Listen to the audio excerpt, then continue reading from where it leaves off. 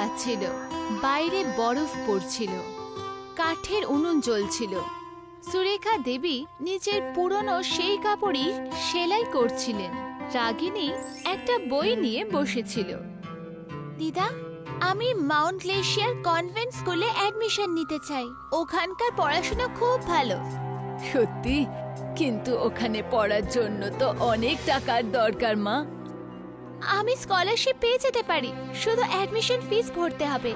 যদি আমি ওখানে পড়ি তাহলে এই গ্রামের প্রথম মেয়ে হবে যে শহরে গিয়ে পড়বে।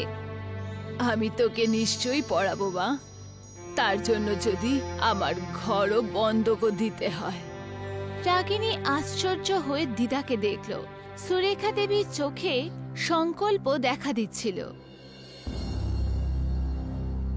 মুখিয়া একটা বড় সোফায় বসেছিলেন। কিছু মানুষ ওনার আশেপাশে বসে কথা বলছিল। সুরেখা দেবী ভেতরে এলো। আরে সুরেখা দেবী, আপনি এখানে? বলুন, কি সেবা করতে পারি?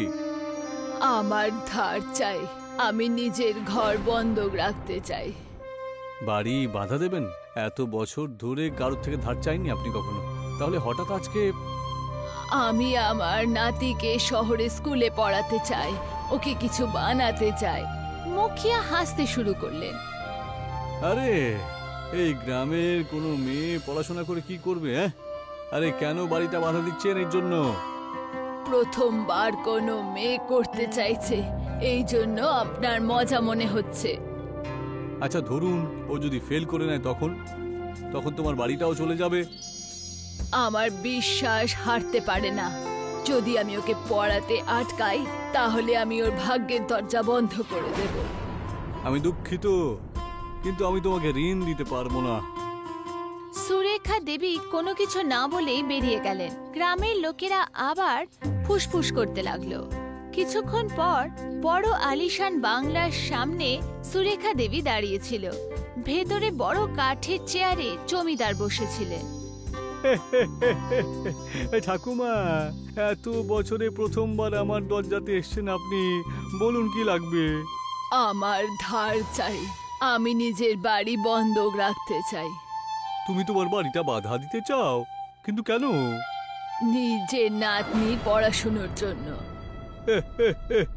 ভালো মশকরা করেন আপনি। কেউ কি কখনো শুনেছে নাকি যে এই গ্রামের মেয়ে পড়াশোনা করে অফিসার হয়েছে? কেউ তো একজন প্রথমে হবে। আচ্ছা ঠিক আছে, আমি তোমাকে ঋণ অবশ্যই দেব, কিন্তু তোমার মেয়ে যদি অসফল হয়ে যায় তাহলে তোমার বাড়ি কিন্তু সারা জীবনের জন্য আমার। আমার এই শর্ত মঞ্জুর। সুরেখা একটা কাগজের ওপর সাইন করে দিল। জমিদার সেই কাগজ নিজের মুঠিতে জোরে ধরে হাসতে লাগলো। রাগিনী নিজের বইয়ের সাথে বসেছিল। দিদার টাকা নিয়ে বাড়ি ফেরত এলো। ওনার চেহারায় হালকা হাসি ছিল। দিদা, কি হলো? তোর অ্যাডমিশন পাক্কা হয়ে গেছে রাগিনী। কি করে? আমি নিজের বাড়ি বন্ধক রেখে দিয়েছি। দিদা, এরকম সিদ্ধান্ত তুমি কি করে নিলে?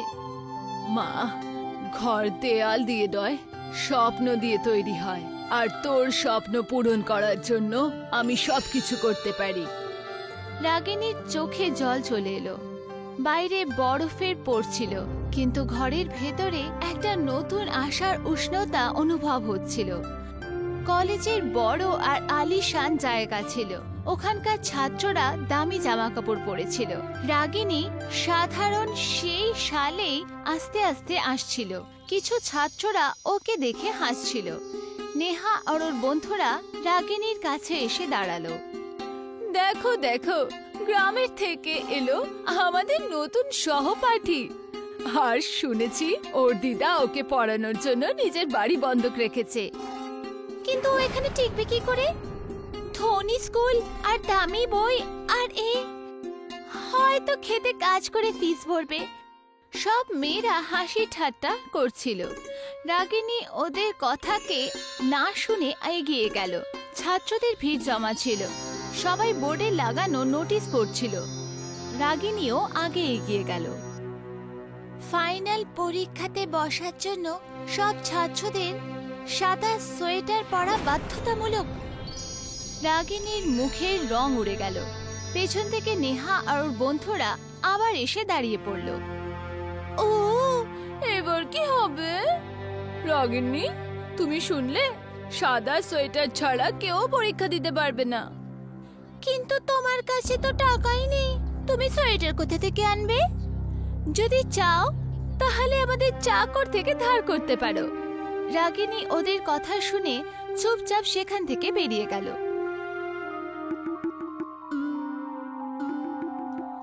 কি হয়েছে মা? স্কুলে কিছু হয়েছে নাকি?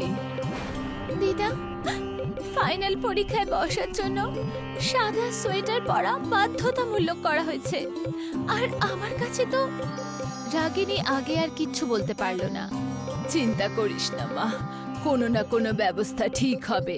কিছুক্ষণ ভাবলেন, তারপর ওনার চোখে একটা চমক এলো।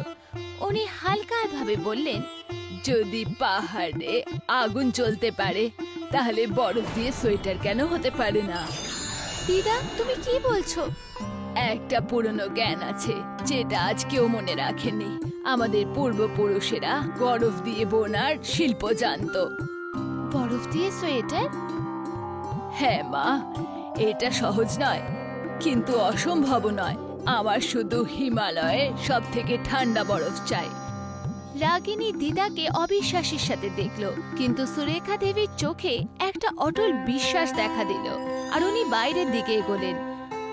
হাড় কাঁপানো ঠান্ডা ছিল, চারপাশে বরফ আর বরফই ছিল।